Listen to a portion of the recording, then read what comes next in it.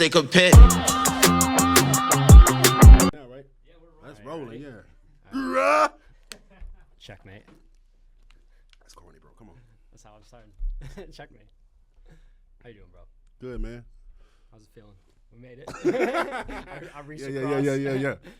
That's that before we get started, man, we'll let our viewers know that Dumm Bros is a podcast that we're trying to approach mental health in a different way where it's vulnerable and we're humorous in a way where we don't want people to feel uncomfortable because being vulnerable is uncomfortable, especially as a male, you know? Yeah. How is it different than like a lot of the other podcasts? There's a lot of like male orientated or like mental health podcasts out there right now. Like, how are we going to be different? Being Eli and Trey. Yeah. Honestly, I think that I've learned over the experience I've had in life, being in the hood, being a combat veteran, being a fighter, being a dad, I've noticed that the more vulnerable that I am with people, the more inclined they are to be vulnerable with me. Yeah. And then they become at ease because I think men in general are on guard all the time because we were raised by men who had to be on guard and where, like, look at my environment that I came out of, like, being vulnerable is a weakness. Mm-hmm. People take advantage of that. But then the world doesn't reward people who hide their vulnerability. So, like, you're only prepared for the environment you live in, and once you come out of the hood, you're unprepared. And that's such a mental health stigma out there with men. And I think vulnerability is how we approach this to get men to focus on not just men, just people in general. This podcast isn't for it's for people who are tired of being stuck in a rut. Mm-hmm. It's for anyone, and just trying our best to be relatable. You know? Yeah. I mean, like we don't have some of the same qualifications as like a lot of those like science podcasts I listen to, or like people out there. Like we don't have a degree like yet. But right. like it's life experience, and you bring a lot of life experience to the table. I do too, but yours is like definitely on a different side of the spectrum. I feel like, Uh-huh. and like I remember like when you first. Can we talk about the book? You cool if we bring up the book? Yeah, that's cool. Yeah. Yeah, man. I remember when you. I wrote a book, bitch. Yeah, you wrote a book. You can't read it though. That's fucked up. Bro. That's racist, can't man. read his own book. Racist motherfucker. No, my dick's like, bigger. No, you got bad vision on that. Like, oh yeah. he falls Yeah, aside this will it. go right there. Keep it though. Keep it. It's funny. But, man, I remember when you first started writing the book. Yeah, it was like 2 years ago. Yeah. Yeah, you called No, me it's up. longer than 2 years because I've had an editor for about a year now. I think I've been with Chloe for about a year now. Okay. So it's been about 3 years now. But I finished the book in 2 years. Yeah. The manuscript. Yeah. Yeah. You were it was when your grandfather had passed, right? Yeah, my grandfather and my cousin. You went home. Was it Monroe? Monroe. You went to Monroe? Yeah, Monroe, Louisiana. Yeah, I remember you calling me, man. I remember you coming on the way back, and you were like discouraged, but it wasn't just like the passing of your grandfather that happened. It was just like you being back in that old environment, the environment you kind of just speaking on that you came from, that where you first like started seeing how vulnerability was an issue. Mm-hmm. And you had grown so much since the last time you had been back there. And I remember on the way back, you were just like, man, like so much of my family and some old friends you saw how much they were like stuck and how much that environment was that reason that they were stuck. Yeah, man. Being in the hood is rough, bro. Like, it's hard, bro, because mental health is how you get out of it, but the stigma towards mental health is so bad there. Like, if you go and see a therapist, people in the hood will think you crazy. Mm-hmm. But it's the crazy people who don't go to therapy. Yeah. And it's because they were also raised by men who my cousin Crystal, we were talking about this the other day, about how my grandfather, I can't imagine a time, rest in peace, of him saying, I love you. Really? I told you, my grandfather was a sharecropper. He grew up in the roughest parts of Louisiana as an old black man. Yeah. You know what I mean? His grandparents raised him, who were former slaves, which is fucking nuts. This man sat on the lap of slaves. This man was tough as tough, but tough is, you get too tough, you avoid vulnerability. That toughness is a shell exterior, I like to call armor, and it protects you, and it does. You will not be cut. Yeah. But the issue with wearing that armor is that you also won't be loved. That shell, that armor protects you from being cut. You put it on like no one's going to cut me, but no one's going to love you either. Yeah. And in order to feel that love, you got to be cut. You got to be okay with being cut. And my favorite thing about removing the armor is that when you remove this armor, people are going to try to cut you. Yeah. The beautiful thing is two things. That wound will heal, and that person tried to cut you. You know what I mean? Now you know who trying to cut you. Like, people are afraid of being vulnerable, and they should be. There's fear involved. Yeah. But bravery is someone who has fear and gets the shit done anyways. And you got to be brave and face yourself and conquer that shit. You know, it's hard though. You know, it's very difficult. Yeah, like you said, people don't get rewarded for it. You know, so it's like the incentive to be vulnerable with, especially strangers, is like different than like me and you have a 10-year friendship where, you know, like we've been, especially me, because I'm a lot younger than you, like you've helped me several times throughout the years, like with vulnerability, and there's times where my ego, my pride got in the way. You know, there's times where I cut you, you know, and it's like you had to learn, like, not that you had to learn, but like you forgave me, and like that forgiveness, that like you continuing to be vulnerable with me even after like I had cut you, like taught me a lesson and like what it meant to really like let my guard down and trust people. And it taught me how to extend that to other people, you know. And it's like, right. And I think that's a big part of vulnerability, and like how that spreads is like, it's like one person like decides to open up and help someone else in their journey and heal, and like that person now is more equipped to help other people. Right, right. Know? It's like a trickle effect, like a avalanche effect. Yeah. You know, and hopefully that happens, man. I think that once, if we can find a way for men who appear tough to talk about vulnerability, then it'll be a trickle effect, because those men are worship. You know what I mean? It's hard to see, and I hate to do this, but I got to do it. Those fake alpha males, those I hate that fucking shit with a passion. As soon as I hear the word alpha, I think bitch. Yeah. I've only heard a beta say alpha. You know what I mean? Like, alpha male men don't go around saying, alpha male, I'm an alpha male. Women should be in the kitchen and the man should be, shut the fuck up, pussy. Shut the fuck up. We were talking about this with rappers. Rappers. Oh, not all rappers. I fuck with rappers, but like gangster rappers, just gangsters in general piss me off because they're supposed to be tough, but if you say their name in a rap music, in their song, and you diss them, they gonna kill you. That is the most pussy shit I ever heard in my life, bro. Don't be racist. Why I got the white pieces? But I'm saying, like, why you gangster all the time? Like, nigga, you ain't never seen a baby in Oochie Coochie? You ain't never done that shit? Like, never seen a rainbow? Yeah, nigga ain't seen no rainbow, man. Niagara Falls. Some of these dudes need to get out there and hug a gay dude, man. They probably like it, though. Yeah. That's what's going on, man. That's that vulnerability. It all ties into vulnerability, though. Yeah. You know what I mean? Like, I also understand that they lived in an environment where wearing armor kept you. It's survival. But the world's environment is much bigger than the environment you live in. Sure. And soon when you get out there, it does not reward you for wearing armor. You get what I'm saying? So you end up in fucking prison. Yeah. You think that happens to like a lot of like people that stay in those small towns? They don't like really like get out and get that exposure. I guarantee that's a factor. Yeah. You know, that a fear of adapting, fear of failure, because you don't want to leave what you're comfortable with, and it's got a lot to do with that. I wouldn't be surprised if it's mostly that. Sure. You know, I'm just speaking from my experience, because at one point I wanted to be a fucking gangster. Yeah. You know what I mean? Because I wanted that attention that they got, the girls that they were attracting, until I wanted to attract a different type of environment. I didn't change myself. Yeah. You know. This is something too, like already the conversation that we're having is very like male orientated, and like this is something I haven't really even brought up to you, is like for women who might listen to this podcast, like do we feel like this is a male issue? Because I was thinking on this earlier, and like I think that obviously like the answer would be like no, obviously women do struggle with vulnerability as well, but I think that the issue comes in with like the danger of how men project. I was just about to say that. So in my experience, vulnerability, people suffer with it across the board. Yeah. You know, white, black, Hispanic, male, female, trans, people suffer with vulnerability across the board. I just find male vulnerability much more dangerous. Sure. And I do.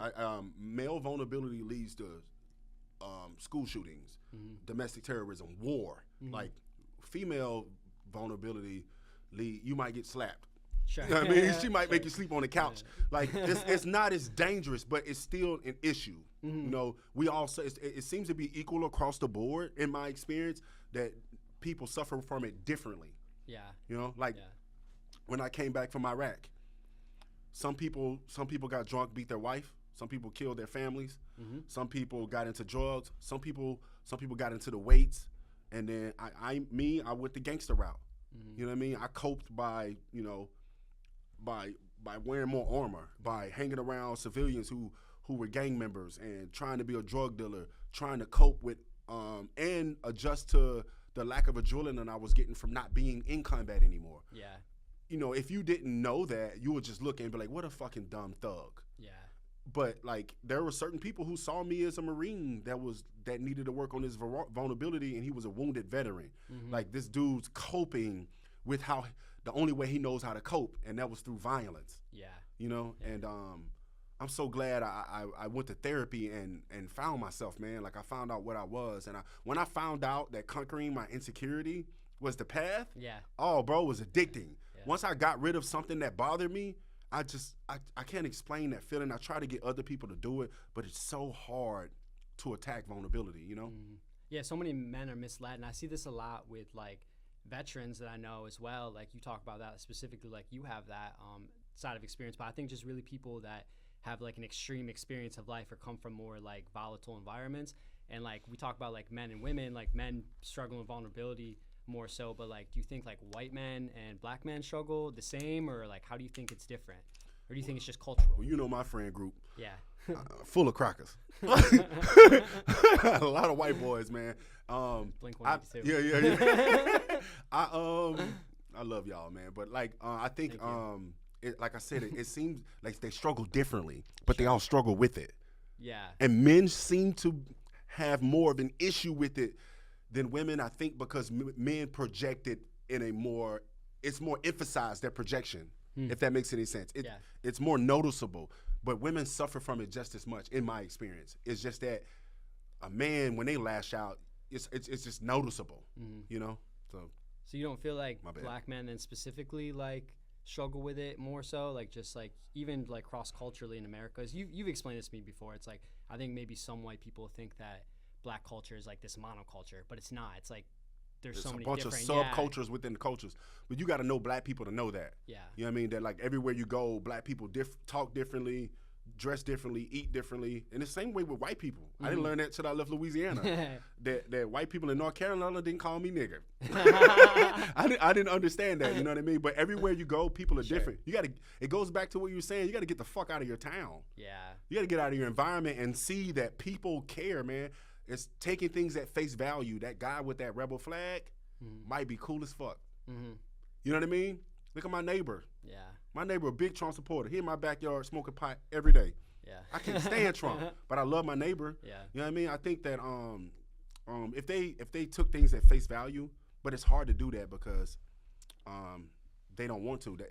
They might find out that they're wrong about the way they were raised to think about certain people. Yeah. You know what I mean? But I wouldn't say black people suffer with it more. I think that men suffer with it equally across the board. You're gonna see it more with black men. It's more. I will say they emphasize it. Yeah. It's like being not vulnerable is a part of the culture. Get out your feelings, like, type of shit. It's a part of the hood culture, because there's different cultures within your black community. You know what I mean? The hood culture is like a very small part of it. You know what I mean? But the hood culture, definitely being vulnerable is a weakness, you know? Yeah. So I wouldn't say they suffer with it more.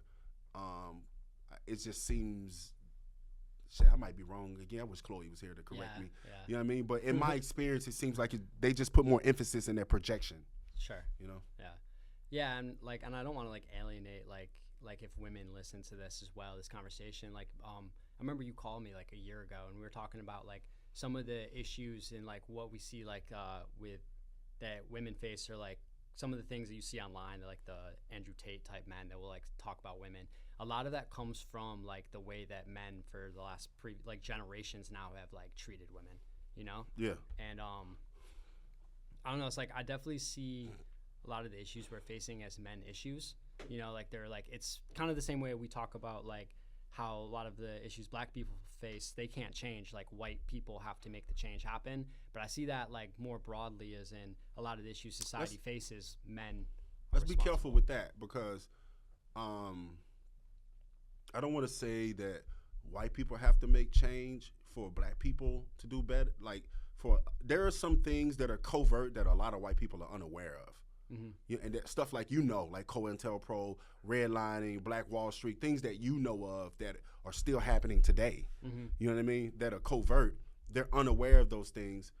I don't want to just say that it's on them, because I like to say it like this.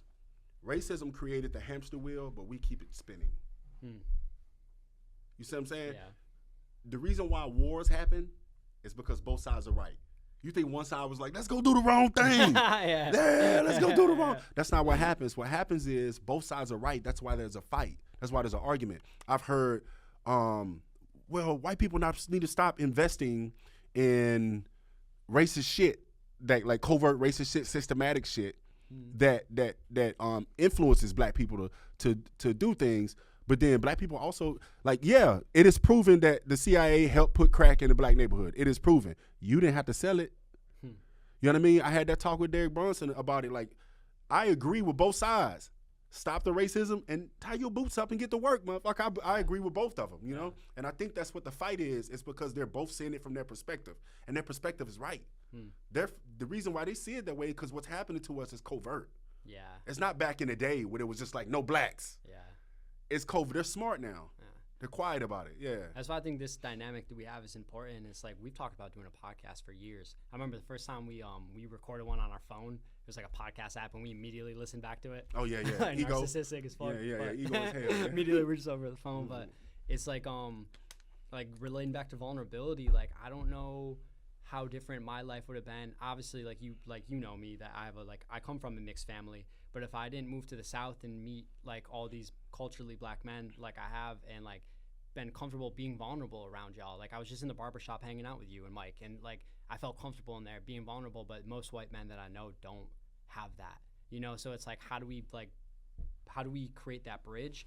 And this is a big reason why I thought it was so important for me and you to start doing this. Is like we have catalyst. Yeah, we have that dynamic. Me and you've been doing this for a very long time. Yeah. We've both gone through a lot of life events, a lot of like, you know, just like ups and downs, both philosophically. And like here we are. We found ourselves, like, it's been, man, I've known you over 10 years now. Yeah. And we really doing it now, bro. Yeah. I think that I forgot what we were talking about. Just being vulnerable to each other, and like how like both like important it is for men individually to be vulnerable, like with each other. It almost feels more like it's. I hate to say this, and I don't want to be like a pick me, bro. It feels like it's important for men to be more vulnerable than women. Yeah. Like, because we seem to be in charge of everything. That's what I was trying to say. That's why it's important. It's really, I'm not saying women shouldn't work on their vulnerability. Yes, they should, because it's healthy. But it's so dangerous when men don't do it. You know what I mean? Because men have the power. Like, men become president. Men become generals. Like, and then you go in there with ego and insecurity, man. Now you fucking toppling countries and stealing oil. Yeah. It's crazy, you know? What's next? Yeah, I mean, we've talked on this a little bit, but like how people, when you start being vulnerable with someone, and like you talked about this earlier, you have a little expression you said for years about don't let a snake bite turn you into a snake. Yeah. And you trademark that. But trademark snakes. It's like, no one can talk about snakes on podcasts anymore. Again, bro. Yeah. I feel like Steve Irwin's son has a podcast probably at this point. Talks about reptiles. Fuck it. We might as well start talking about crocodiles. Yeah, we might as well. It's gonna come up at some point. Too many podcasts, dude. But we're talking about people that have hurt us before when we've chosen to let that armor down. You kind of talked about this in the beginning about like that's a good thing ultimately. Like, you know, like it exposes people in your life. Yeah, I've seen it happen. Yeah, there's a so the viewers don't know. Man, we already work on this. My buddy Mike, Brandon Noel, Eli, me, Trey. We have a group that, you know, we link up about every month or so, and we go on Zoom, and we talk about mental health, and we be vulnerable with each other. We tell each other what we appreciate about each other, what we can work on. It's a real healthy thing that we do, that men need to do, and we do it about once a month. And it was 5 of us at one point. There was a guy, I'm not gonna say his name because you ain't getting no free promo from me, bitch. He was in our group, you know, and I would be vulnerable, but he saw it as an opportunity. He was one of those people that dry hate, like they're secretly competitive with you. You know, and you don't know it. You think you got a friend, and then you find out when you take that armor off that they try to cut you immediately. Like, as soon as. Yeah, I'm like, I have this rule where I will forgive you if you cut me, but if I take off my armor and you cut me, you try to kill me. Yeah. You feel me? Yeah. Like, and I can't fuck with you because you attacked me at my weakest and where I'm being vulnerable. I took off my armor. and I trusted you, and you cut me. But the good thing is it showed me what type of person you were, and I kind of knew it, but then when that happened, that was enough for me. And you remember, I wasn't even angry. I just separated myself from what he was doing. Unfortunately, like my dad say, man, hate come with it, bro. Yeah. You know what I mean? Like, hate come with it, dog. Like, I had a motherfucker tag me on Facebook and told me I was jealous of him. He's a 41-year-old inspiring rapper who took out a PPP loan. And he told me I was jealous of him. And instead of, like, defending myself, I didn't. I just said, hey, man, I don't do the Facebook thing. I don't want to fight with you here. I don't want to do that because I saw what that was. He wanted my attention. Yeah. And I didn't want to play that game. But once you cut me like that, I know who you are now. And I'm still going to want good for you, but you just can't eat at my table. Yeah. You know what I mean? Why do people do that? You know, it's like, what is going on with it's so people weird, bro. Like, I don't understand. Like, it feels so much better when I see you do good and I go, bro, I'm so proud of you. Yeah. I could be happy for you, but instead I'm sitting back waiting on you to fall. Or as your teacher, I'm like not teaching you enough where you could be better than me. Yeah. And if you start to get that good, I start to get bothered and uncomfortable because this is my identity. Yeah. You know, and it's fucking weird. Like, you know me, bro, as a fighter, as a friend, I've always inspired to teach. I don't consider myself the teacher. I'm the student as well. Yeah. I'm the student as well, and I always inspire myself to make sure the other students are better than me. Yeah. You saw me go through that recently where it's like I had a close friend for a long time. It was like I didn't understand what had changed, but like what happened is like when I first met this person, and like they were giving me so much guidance, but like I was learning from them. And then I got to a point in my life where like I was like, not that I put myself as equal, but like I felt very much like that was the dynamic had shifted and I had like continued to grow and then resentment build because I started doing good and like, you know, like I started succeeding financially and I got in a healthy relationship and like I had very strong community bonds. And I was like, why did this person that I thought like loved me and cared about me start like resenting me? And then like it wasn't until recently where I realized it was like, oh, like you liked me until I was doing better. And that hurt because like I didn't feel that way about other people. Like I don't need to be constantly above people. Right. You know, to like feel like I'm doing better. Them teaching you something is not them teaching you, is them having authority. Yeah. And that weirds me the fuck out. Yeah. I don't like that. Like, cause you can tell, cause once you listen to their advice, you're gonna grow. But when they see you grow, they get upset because that wasn't for you to actually grow. It was for you to feel like I know more than you. That's it. It's super weird. Yeah, and we like you know, like with leadership too, is like I've spent the last several years of my life as a manager, and one of the things I've learned about people who have power dynamic or like they have any sort of authority over people, when they do it too long, they get out of touch and like they kind of start to lose the empathy of the people below them, or at least that's what I've noticed in a lot of people I've worked with. I'm not saying that's always the case. One of the things I experienced is like I did that thing where I stepped back down at one point and then like I went back up to managing, and it was like it kept me in touch as well as like having friends that kept me accountable. But like I didn't lose track of that. I didn't lose that empathy or lose that perspective. And I think like for a lot of people, they spend too long on top. So if they ever fall, they fall from grace. It's like there's no humility there. No, it's not. They jump off bridges. Yeah. You know what I mean? A person who climbs and falls just climbs again. Yeah. But motherfucker who started off on top of the ladder, he don't know nothing about climbing. That motherfucker jump. He jumping. He go down one step. He jumping off that ladder. You know what I mean? That shows you, man. Vulnerability is like Father Time. It's gonna come get us all. Yeah. You know what I mean? No matter how much money you got, what type of success you had, or how bad you're doing, vulnerability is something that we all need to work on. Like, I hate that it sounds so male oriented, you know, but maybe that's not intentional. It's just like we're men. Also, men are fucking dangerous as shit when they're not working on their vulnerability. You know, not that men are dangerous. Yeah. You know what I mean? Men are important, but it genuinely scares me. Like when I sit down and I talk to people, I genuinely get terrified when I see that people haven't worked on that, or they have very strong insecurities, or they fall for misinformation because of those factors. Like I genuinely get scared. Like especially as a black man, I see stuff like that in the history of our country. And then you see people acting this way, and you see it happen more and more and more. It gets fucking terrifying. That's also a part of the reason why I wrote the book, because I'm scared. Yeah. You know what I mean? Like, I'm scared of what happens if people don't start being better critical thinkers and working on that vulnerability and starting to go to therapy to get mental health checked and worked on. You know, that shit scares the fuck out of me. I know people who are doing really well financially, and the downside is that they think they got it now. They hide behind it. They got it now. Yeah. Once they get the money, you see the growth go down. Yeah. The finances go up. Yeah. But like the philosophical growth dies because now that money becomes their identity. Like how much money I got, how well my wife is doing, how well my house is doing, like my business is doing. And that's good. You should worry about those things, but that now becomes their identity. The growth was only financial. Yeah. You understand? And you'll go talk to these people. That's a saying in the hood. Money cannot unlame you. Yeah, you never said that. I know. Money cannot unlame you, bro. Every black person that's listening gonna be like, he right, bro. Money, you'll see a motherfucker get money and they'll get on a pot, they'll get a mic in front of them, they'll get a little money, get a mic in front of them and just be giving out advice and saying crazy shit. I'm like, rappers, like, yeah, that shit pissing me off, bro. You not smart, bro. You know how to count. Yeah. Congratulations. Yeah. Well, having a lot of money makes you smart. You can count. It's a personality issue, bro. Kanye lost $1 billion in a day. You can be rich and dumb, bro. Yeah. You can be rich and dumb, bro. That's the downside of our country, our society, is that you can be a complete idiot and be rich as hell.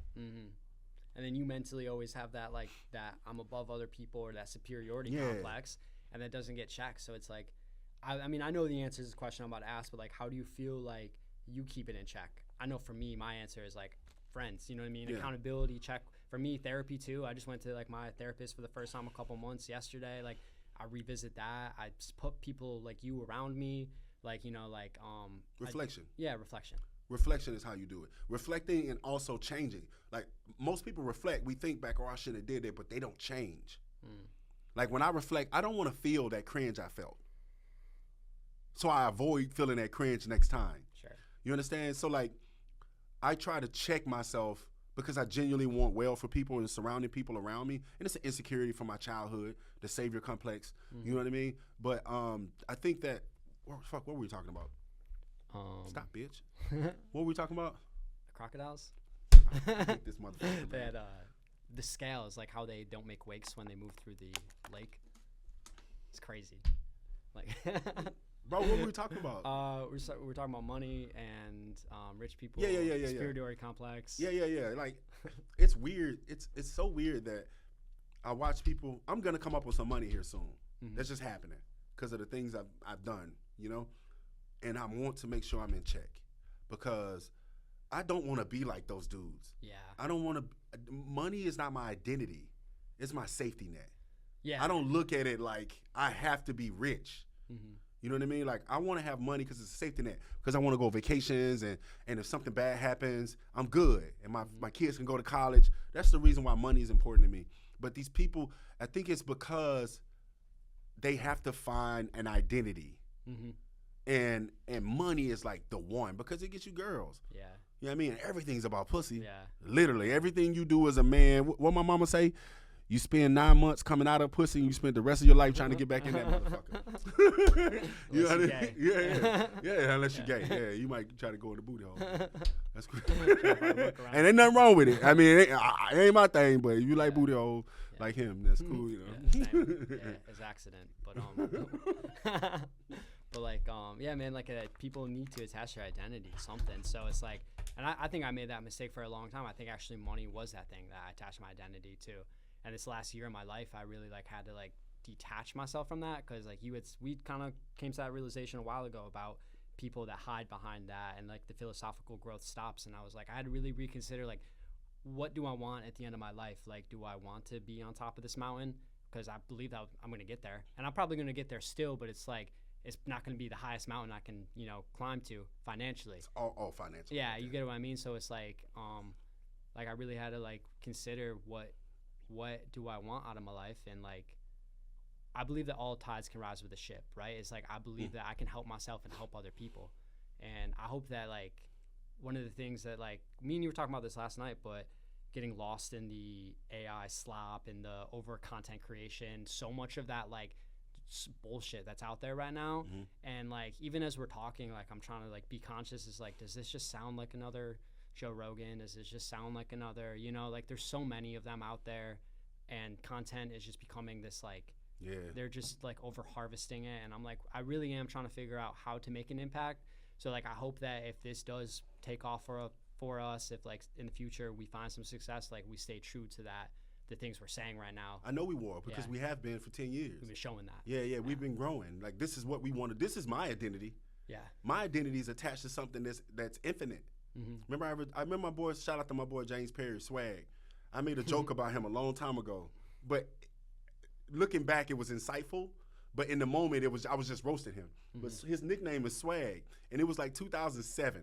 And I was like, bro, you're nicknamed after a fad. Yeah. Like, no one's going to say Swag 5 years from now. And your nickname is after something that's going to die. You know what I mean? That's like your nickname being Disco. You know what I mean? What's your nickname? PCP? You know what I mean? Something that's going to die. You know what I mean? Yeah. Like, and I've attached myself to something that grows forever. As long as I'm alive, I'll always be able to grow philosophically. So I've attached myself to that. My identity is my growth. There's no end. When you come out of a bubble, I love bringing people out of bubbles because then I plant seeds and bring them out of bubbles. But when I get them out of that bubble, I like to see how they act because I leave you alone then. It's your job to find out there's other bubbles to keep climbing out of. You know what I mean? But what happens 90% of the time, they get out of that box, they look back down in the box, and they be like, you motherfuckers still in the box? I'm smart. I got it. I figured it out. I'm in a box. Nigga, you in a bigger box. Yeah. And guess what? When you get out of that box, an even bigger box, and then eventually you go, it's all boxes. It's all boxes. You never stop growing, and you can see that you can be depressed, and you can stop there, or you can be like, man, I'll always grow. That's the downside to being perfect. There's no growth. Yeah, how miserable is that? Yeah, I attach myself to growth. Yeah. You know what I mean? People attach themselves to money. That goes away. That fades. You die. People attach themselves to youth. That's the dumbest shit in the world. Or looks. That's the dumbest shit in the world. Because that's one of the first things to go as you age. And now you're depressed. You see what I'm saying? Attach yourself to something that's infinite. Growth. Not financial growth. Grow financially. Yeah. But attach yourself to philosophical growth. And then you won't have to worry about vulnerability and empathy. Shit like that. I'm so tired of these motherfuckers talking about empathy's bad. Yeah. Bitch, only reason why empathy's bad, because after they won the Civil War and we defeated the Nazis, we didn't murder all the racist motherfuckers because we were empathetic, and now here they are. You see what I'm saying? Yeah. Like, that's the only reason why empathy's bad. And they only say that to justify liking someone who's a terrible person. Well, you know, there's pros and cons to everything, you know? No. What's next, nigga? I don't know. That's it? No. What's next? I'll just think of like a little mental. Don't do it. I'll beat you in here. Okay. All right. We can edit it out. No, I'm gonna beat your ass on camera. They can edit it. So how you gonna win? Bitch, you gonna CGI it? There'll be another you in there. Yeah, I'm gonna Super Saiyan. Oh my god. Yeah. We lost track for a second. No, just like taking the edge off because like we don't have to. You wanna do some coke? Like, yeah. You got some? Yeah, I got some in here. All right. Got a little baggie. Told you this was gonna distract me. This is like I hide them in these pieces. Yeah. My goal was by the end of this to have all of your pieces. I was just gonna slowly start taking them. Nigga, what's next? I mean,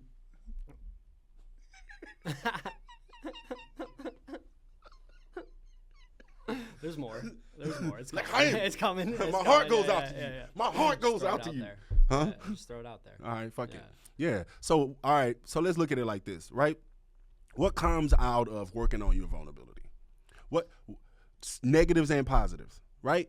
You're going to feel weird working on your insecurities. Bro, but it's the best fucking feeling conquering and standing on top of your old self. Sure. Remember, you ever told you how I can look back into my past shit and not cringe? Ever told you why I don't cringe? Because it's not you. It's not me. Yeah. Yeah, every time I look at my past shit, I laugh because it feels like a different person. I'm so far removed from my old self, you know? And once people come out of it, it's like lifting weights, bro. Like, once you start pumping iron, you don't really notice it. And then some girl comes by like 2 months later, you're like, yo, you got muscles? Like, did you lift weights? And what happens to you? What happens to you then? You get addicted. You get addicted to it. So what happens is once you see the results of it and you can feel like I am no longer bothered by this thing that used to fuck with me so much and you stand on top of it, it becomes addicting. I think that's what happened to David Goggins. You know what I mean? He only works for motherfuckers like me anyways. You know what I mean? That shit don't work for everybody. But I think David Goggins got addicted to conquering himself. Yeah. You know what I mean? Like, it's not about running 30 miles. It's not about that. It's not about being in shape. It's not about any of that, Not what about the David's number. saying. Yeah. It's not about none of that. Yeah. It's about finding that bitch in you that lives in you every day. Mm-hmm. You don't ever get rid of her. It's always there. Mm-hmm. And you got to always conquer it. It's always a fight. And to do that, it takes a strong motherfucker. And that's why he talks the way he does, because he knows he's going to conquer his bitch. Yeah. You know what I mean? So, like, being able to stand on top of what you were afraid of, bro, it is the most manliest thing it's the most manliest thing. That's why I think all those motherfuckers that aren't vulnerable are hiding something. Mm-hmm. Oh, I'm a man. Look at all these guns in my truck and my women in the kitchen. Like, what you? Yeah. They forcing it on me. Yeah. What the fuck do you mean they forcing it on you? Like, what is going on? Yeah. They're trying to tell us something and they don't know they're trying to tell us something. It's really weird. They're struggling with insecurity really bad. And how uncomfortable it is too to like have to hide that. And I think for like insecurity itself, like I think maybe a lot of people might be thinking like physical insecurities, you know, but like there's so much like beyond that, you know. It's more than just like how a person looks in the mirror and what they think of themselves physically. I think that's a big part of it. I think that's like plays, I won't put a number on there, but that's a big part of it. But like there's a lot of just like intellectual insecurity. We see that with people that like we listen to scientists, we listen to someone that knows more than us, right? And sometimes people, if they like can't comprehend what the person's saying, they lash out. Actually, I was in class today, and this woman, I was really like impressed that she said this, but she said to the teacher, it's hard to formulate a question when you don't even understand the material enough. And I was like, that was intellectual honesty. Yeah. And I was like, respected her a lot for saying that, because I think most people have the opposite. She was. Yeah, she was an older black lady. And I was like, I really appreciated there was another person in the classroom that like understood that, because I think for most people, like they lash out in the other way, where like they just are dismissive of it and they have to mock it. We talk about that with like the nerds in school, you know. Yeah, I talk about it partly in my book. I won't quote too much, but I talk about intellectual insecurity, about how people, if you let's for example, if we talk to a flat earth conspiracy theorist, right? And I started breaking down. You ever notice that their explanations for the earth being flat are really, really, really simple? Yeah. They're extremely simple. It's because I can't see over the line. And then the stuff explaining the earth is round is really complex, and there's a lot of science and math. And what I've noticed is, I think what happens is these people are conspiracy theorists because they're insecure about their intellect, and the conspiracy theory makes them feel like they know something you don't. So now they feel smart and they get attached to these conspiracy theories because now they're smart and they're enlightened. And what happens is, if I come to them and I try to explain to them the truth, I'll bring the evidence and I'll break it down. But if you'll pay attention to them, I like to pay attention to their body language when I'm telling it to them, you immediately start losing them because they can't keep up, right? 10 seconds in, they can't keep up with you. You get what I'm saying? Yeah. So it seems as if they're uncomfortable with their inability to understand the science, and so to fill in that blank, they believe a conspiracy theory, which makes them feel like the millions of scientists that equal a consensus are all wrong. But this woman on Facebook who made this meme is right. You know, it's really weird, but it all stems from vulnerability, bro. That's what I appreciate about Dave Chappelle's most recent special. Halfway through, when he started talking about just being comfortable with saying, I don't know. Yeah. I'm so glad he did that. Yeah, me too. And I talk about that in my book. Yeah. It's okay to say, I could call Trend right now, and I'll tell Trend, what's the best answer you can give? She gonna say, I don't know. And that's a double meaning, actually, because she's not gonna know the answer. You know what I mean? But I taught my daughter, when I first got my daughter, this is not to brag, it is a little bit, but when I first got custody of my daughter, she had D's and F's, right? My daughter's in early college now. My daughter is a sophomore in college at 17 years old. And the reason why is 'cause I taught my daughter that she was dumb, which is crazy. I taught my daughter that she was dumb, and it was okay to be dumb, and it's okay to not know, and it's okay to have bad grades. It's just not okay to stay there because you're not supposed to be there. And my daughter now thinks about it philosophically. I am dumb, but it's like she asks, if there's a such thing as a dumb question, I say, yes. There's a lot of dumb questions, but if you don't ask that question, you'll be dumb forever. You know what I mean? And my daughter accepted that philosophy, and now she's a fucking 3.8 student. Yeah. You know what I mean? Mm-hmm. So in it works, right? It works on a child. It definitely works on an adult. Yeah. I see that with a lot of, because like I'm going to Cape Fear right now, so it's like I'm with a lot of younger students. And even today, I noticed in a class, I do this thing where I've always done this even when I was in high school. I participate in the class a lot, and I do that for two reasons. Earlier on, it was because with my ADHD, it was hard for me to engage, so I learned that by asking questions. It made it more of like a conversation for me, so that I was like, it was easier for me to pay attention to class and learn. But then I also noticed that like a lot of other students were really insecure and afraid of asking a dumb question or saying the wrong answer. I'd be given, the answers are always wrong. Like I'm always saying the wrong answer, but I'm comfortable with that because I'm like, I learn from it though. Like, are you in saying the wrong answer? Are you guessing? I mean, if you're educated, if it's educated guesses are good. Yeah. But if you're just like 5, yeah, 2 5 you're a dumbass. No, you know what I mean? I'm not doing that. I'd rather say I don't know so I can learn. Yeah, I'll give my best inference, but like my point is just like I realize that sometimes when I start that process, other students are a little bit more likely to engage as well. So it's like spreading that more broadly with like this whole conversation we've had today about vulnerability is that you get to see that impact on other people, you know, and we kind of already touched on that, but someone has to start that, you know, someone has to start that process. And I think from your perspective, like from being a combat veteran to being a fighter, like having like those extremes in life, and I've noticed this with you specifically, is when you choose to open up to other people, they're a lot more receptive because they're like, I think they already sometimes like look up to you, or maybe they put you above them mentally, just like, or they're intimidated. So like when you show them vulnerability, when you show them like a softer side of you, you know, people, they know it's okay. That's so I know that people don't see me as a bitch. I know that. So I think that's important that I show that I can be one. You get what I'm saying? Like when they see that I'm human, and it's easier for them to be human. When you look at if David Goggins cried in front of you, it'd be easier for you to cry. Yeah. You know what I mean? If fucking who's a bad motherfucker? Like just a Chuck Norris. If Chuck, you know what I mean? If Chuck, if motherfucker broke down in front of you, Robert De Niro, Chuck Norris, like fucking John Jones, like bad motherfucker, like you should see that as like, damn, it's okay to be vulnerable here. Cause that nigga will still kill you. You know what I mean? That's still a bad motherfucker, and he's crying. The video of Mike Tyson crying, I show it to young fighters all the time. Yeah. I say, bro, that man was crying before fights. You know what I mean? Like when you see a tough man be vulnerable, it spreads. But unfortunately, so many of these men are fake tough. They're the ones that's trying to look tough. Yeah. Bro, I'm a little spoon with my girlfriend.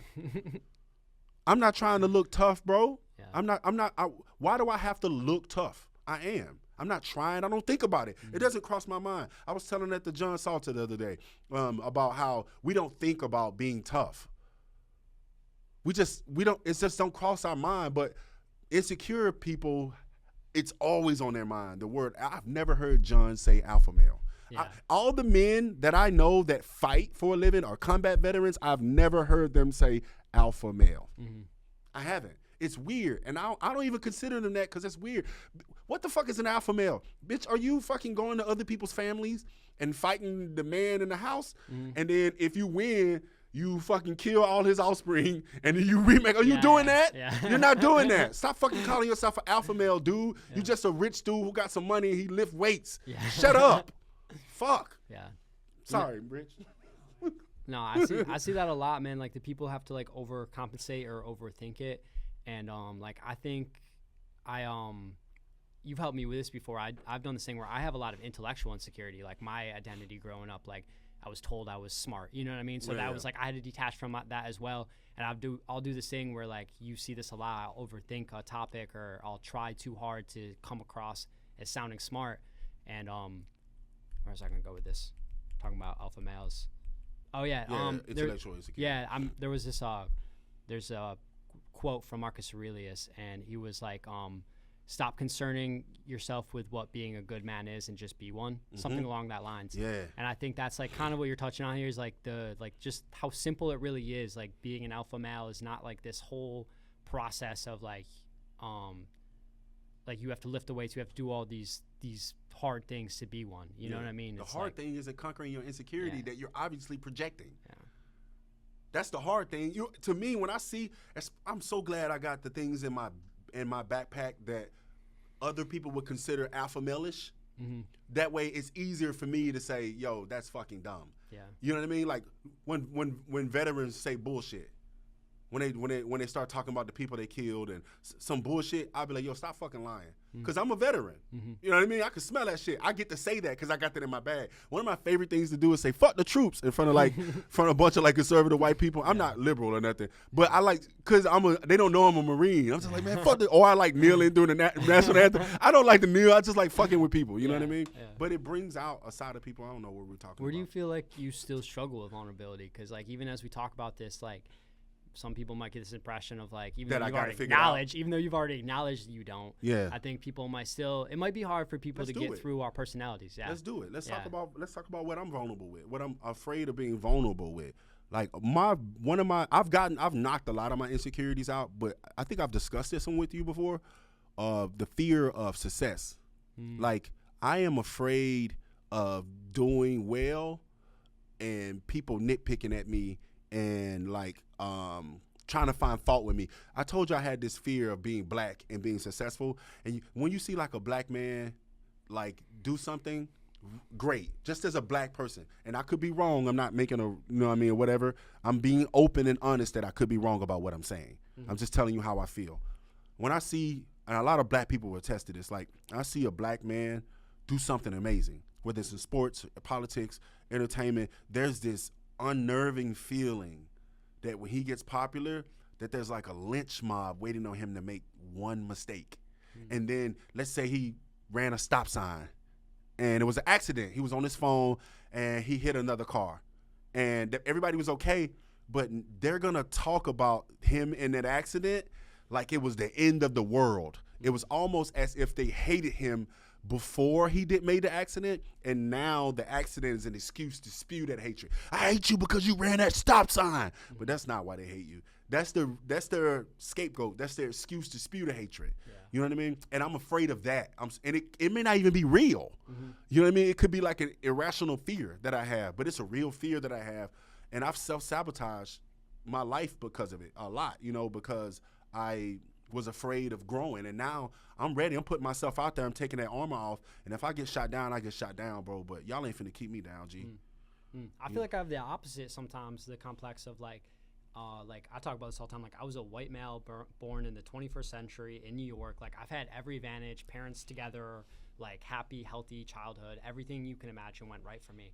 So I feel like if I don't succeed, it's like everyone's gonna be like, how the fuck did you not figure it out? You had every resource available. You had every advantage you could ever have. And then I feel like if I fail, people are going to be like, how the hell did you fail?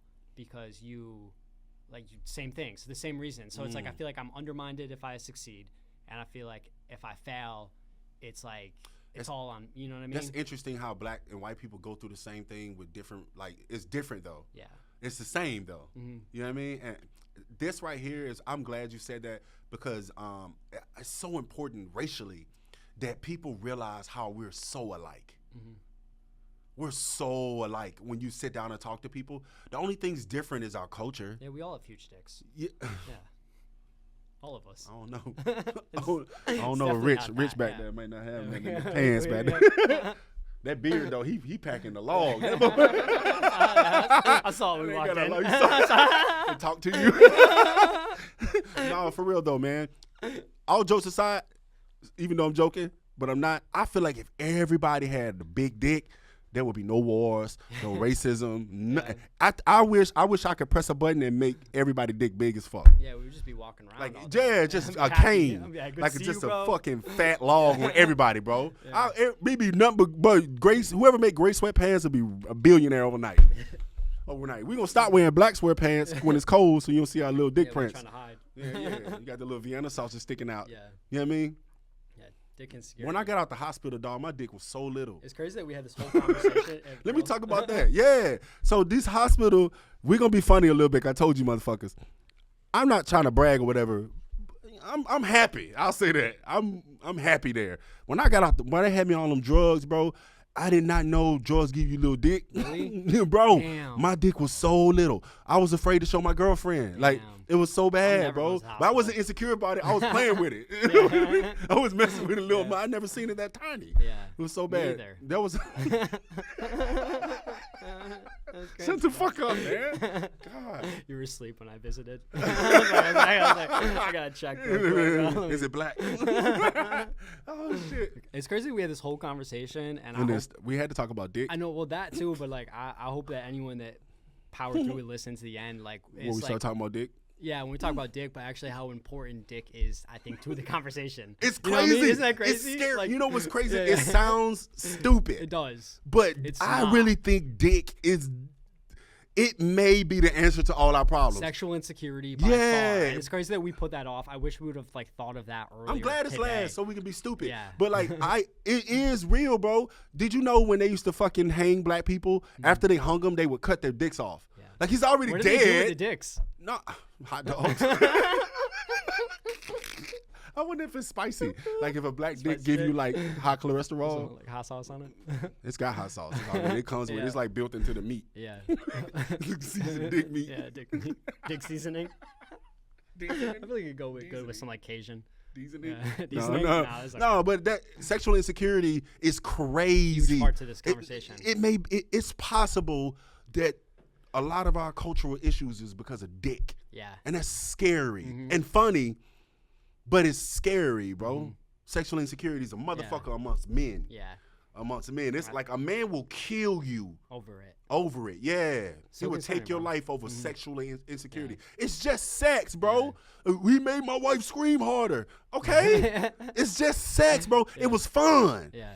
You know what I mean? Like they think about it as well. I don't have that issue either. To be fair, I can't think from that perspective. Yeah. I don't feel like I've ever had sexual insecurity in like the form of like comparison to other men, but I do get why like a lot of white men like have that insecurity. You know what I mean? It's like, so I think that's where Black a lot of men the have hate it should come too. from. Yeah. And since we're not friends no more, before we get out of here, I want to talk about that story of a friend. I have his name was Eli as well. It's a black guy, and I heard, you know how when we were doing our thing in the Marine Corps, sometimes you mess with the same girl and stuff like that, and ladies were telling us that bro had little meat. And you don't care. I don't give a fuck that my bro got little meat. But he started acting weird, and I didn't think about it then. It was just in retrospect. I would look back and be like, he ended up with a woman that was terrible for him. She would abuse him. He ended up doing crack because of her. She would have him smoking crack. I was like, bro, he was a smart dude. Why? And I thought about it. I was like, bro, if you had a little dick, she's called him pencil dick in front of us. If you had a little dick and you found a woman that moaned when you put that little motherfucker on her, you're going to do whatever she say for the rest of time, because you're not going to want to risk another woman seeing your little penis. And that sounds funny. Shut up, Rich. It sounds funny, but it's sad too, because they were born with that little dick. Sad, man. Rich, stop laughing. They were born with that. They were born with that little ass dick, and I hate that they attack them little dick. I feel bad for me them. too, bro. And I'm 6'2". You know what else piss me off Same. is when women get on short men. Yeah, I hate that. Like there's nothing that man can do about that. And you want to go for my dog ass? I'm from the dog. I'm tall. All the women want tall men. Go date a short motherfucker with a little dick. He gonna love you forever. I'm Yeah. finna throw this. I'm That's finna my boomerang girlfriend. this dick. Yeah, that's my girlfriend. I'm finna boomerang this dick. Your girlfriend? Yeah. Sarah, you working with Vienna sausage, huh? Yep, she's happy. You got the door stopper? Yeah. Yeah. It's a chapstick. Yeah, she's faking. Yeah, man. Yeah. Yeah. Dick. We said a Good lot job, about yeah. dick. I'm glad we got to dick Yeah, though. I'm happy we did too. I'm glad that we got through it too. Yeah, we do. Hey, yo. Hey. All right, that's it. Hell yeah. That's a wrap. Speaking of dick, Yeah. this has been Dumm Bros. I hope we did a good job in entertaining you guys and also informing you guys. And this is Eli. I'm Trey. He's my best friend. We will be making more episodes, and we will be working with Rich to try to make more episodes and grow. So forgive us if we feel a little raw, but we'll have a condom on next time. This has been Dumm Bros. Amen. Salute. Cool. That's how we have